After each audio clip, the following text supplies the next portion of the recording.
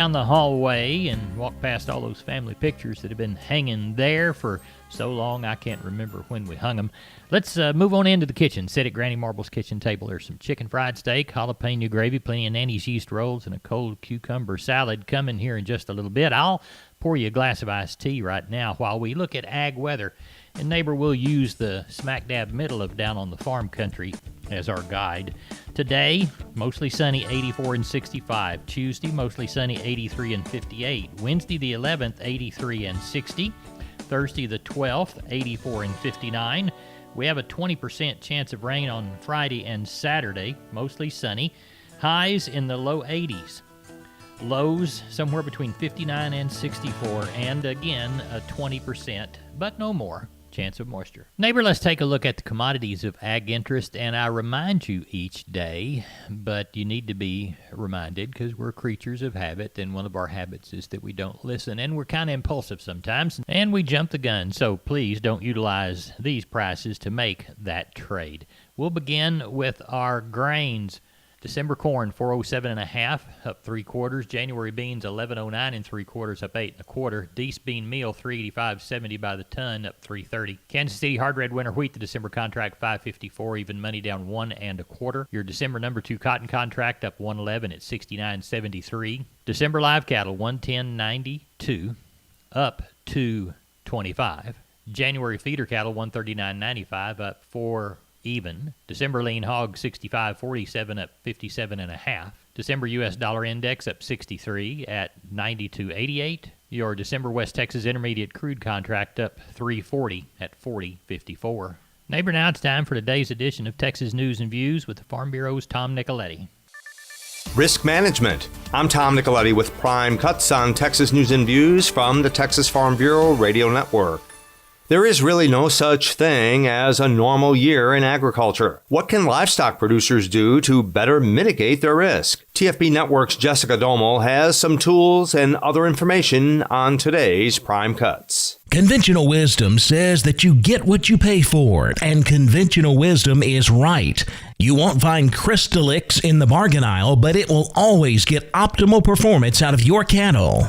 Whether you feed it in a steel or plastic barrel or our sustainable single-trip bio barrel, Crystalix is more than just a supplement. It's an investment. With Crystalix, performance is served.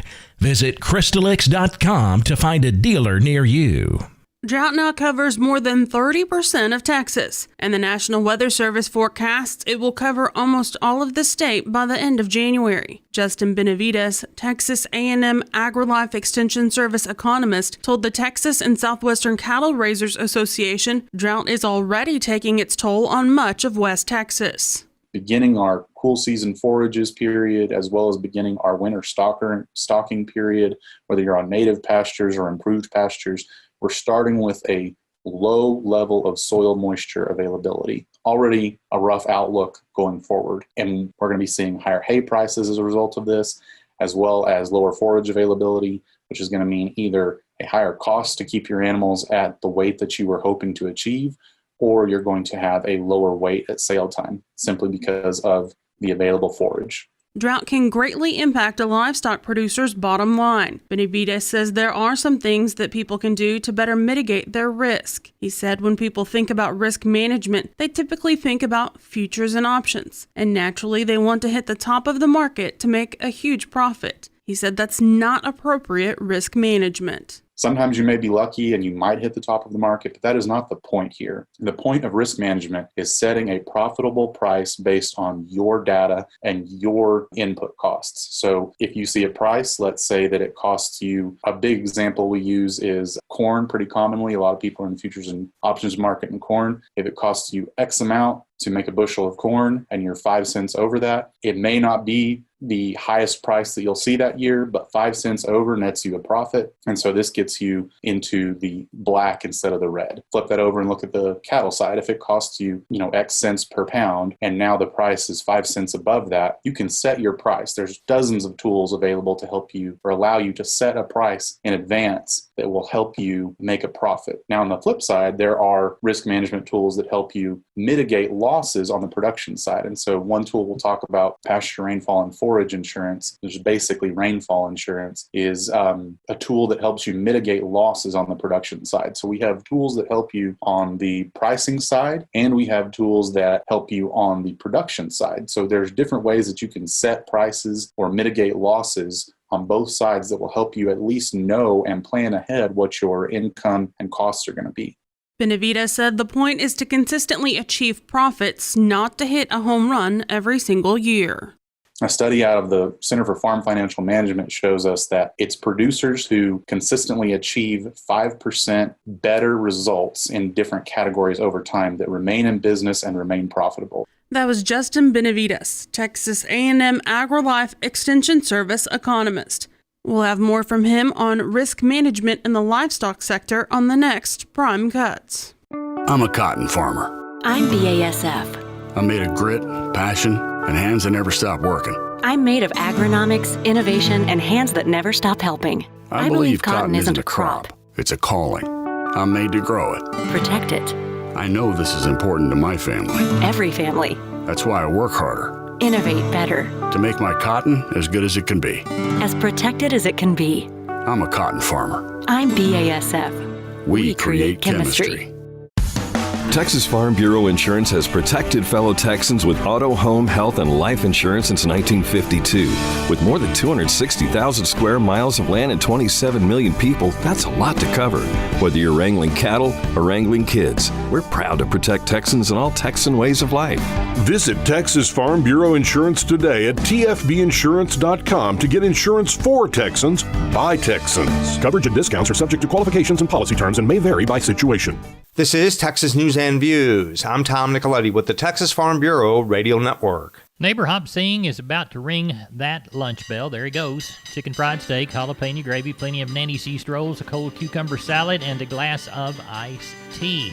While I pour the tea, you folks pay attention to Rodney Butler from Beeville Livestock. Rodney sold them on Friday. Rodney, how'd it go? The market was pretty steady. Might have been a little better in places on types of calves, but good calves selling good right now, so I thought we had a fair sale. We had 531 head of cattle, 1 horse, and 13 sheep and goats. Your 2 to 300 pound steers were $1.44 to $1.65.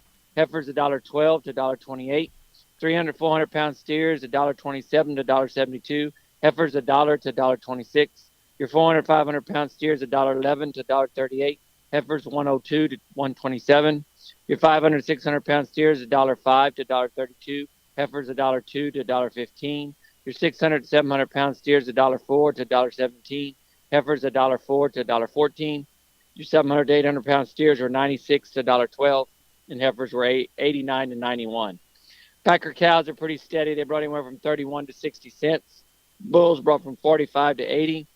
Stocker cows, young cows, we didn't have very many of them. They brought anywhere from 42 to 64, with some bred cows dollaring out around that $7.25.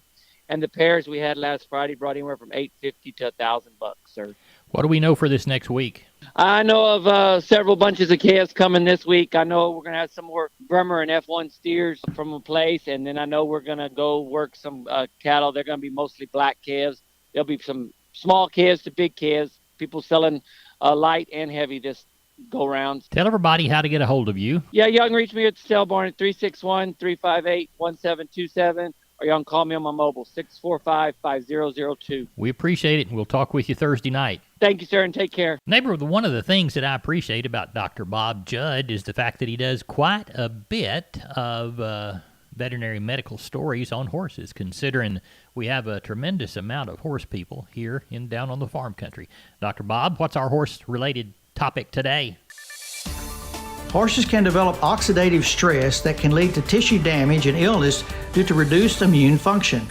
Hello everyone, I'm Dr. Bob Judd with Texas Vet News on the Texas Farm Bureau Radio Network. And Dr. Carrie Fino from the University of California at Davis indicates oxidative stress occurs when free radical production exceeds the animal's ability to detoxify these highly reactive, unstable molecules. Fortunately, the body has several naturally occurring antioxidants in place to squelch the damaging molecules and stop the chain reaction of destruction that they can cause. Dr. Stacy Oak indicates in the Horse publication that vitamin E is one of the most potent antioxidants protecting various cells from harmful effects of free radicals. As long as there is sufficient vitamin E in the diet, it can stop the oxidation from occurring, and one of the most common areas that damage occurs is in cells involving the immune system. There is evidence in many domestic animals that vitamin E supplementation can improve immune function, but there are a few studies that have been performed in horses.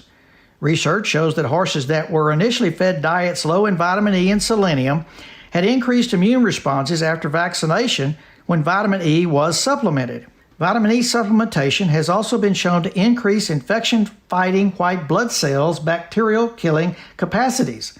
However, you can't just supplement every horse with vitamin E because over-supplementation can lead to bleeding problems and inappropriate metabolism of other vitamins. To determine if your horse even needs vitamin E supplementation, your vet can check the vitamin E level in your horse's blood. Also, there are a lot of differences in the type of vitamin E in supplements, so always ask your equine vet about the best type of vitamin E supplement for your horse. Where has the Pioneer Audio Tour taken me today? I'll give you a hint. In my left hand, I'm holding a clump of soil, and its color? Red. I'm at Pioneer's R&D Center in Union City, Tennessee. It's the middle of July and it's 98 degrees. I'm here to talk about the corn revolution, Pioneer's advances in genetics, breeding, technology, and testing. Now, normally when you think of corn, you think Iowa, Illinois, Indiana, Nebraska, Kansas, the usual suspects. But Pioneer knows red dirt as well as black, with research centers, test plots, breeders, and agronomists outside what we traditionally think of as the Corn Belt. This way, Pioneer can develop local products for local farms wherever they are. The R&D Center in Union City, Tennessee. Another place that makes Pioneer, Pioneer. You'll hear more from me later. For now, let your local Pioneer sales representative hear from you. I'm veterinarian Dr. Bob Judd. This is the Texas Farm Bureau Radio Network. Neighbor, I am going to send my cowboy crew over to help Russell Heller get the cattle shipped out that they sold on Saturday at Lexington and begin to gather for this next week's sale. Russell, how did that last Saturday sale in Lexington turn out for y'all? Yes, sir. Had a good sale, 668 total head with 85 cows. Let's walk the pens. All right. Packer cows, thinner ones 25 to 42, and the better cows 43 to 60. On the steering bull calves, 3 to 400 pounds, 110 to 190. 4 to 5 weights, $1.05 to 170. 5 to 6 weights, $1 to 155. 6 to 7 weights, 95 to 133. 7 to 8 weights, 90 to 122. On the heifers, 3 to 400 pound heifers, $1.05 to 155. 4 to 5 weights, $1 to 135. 5 to 6 weights, 95 to 125. 6 to 7 weights, 90 to 115. 7 to 800 pound heifers, 85 to 110. What do you know for next week, Russell? Yes, sir. I know of 2 sets of calves. One's going to have about 15 or 20, and the other one's going to have about 30, 35. We'll touch base with you early Friday morning and see how things are progressing. In the meantime, this week, if folks want to contact you, tell them how.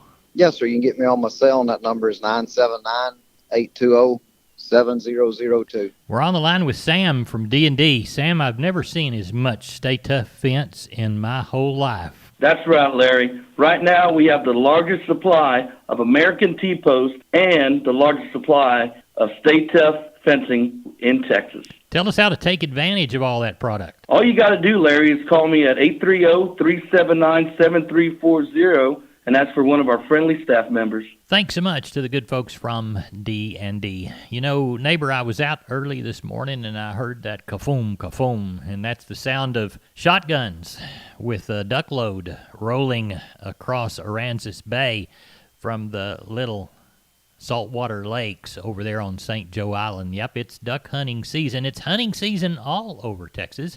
So with that in mind, let's go to Jessica Dommel with the Texas Wildlife Radio Show.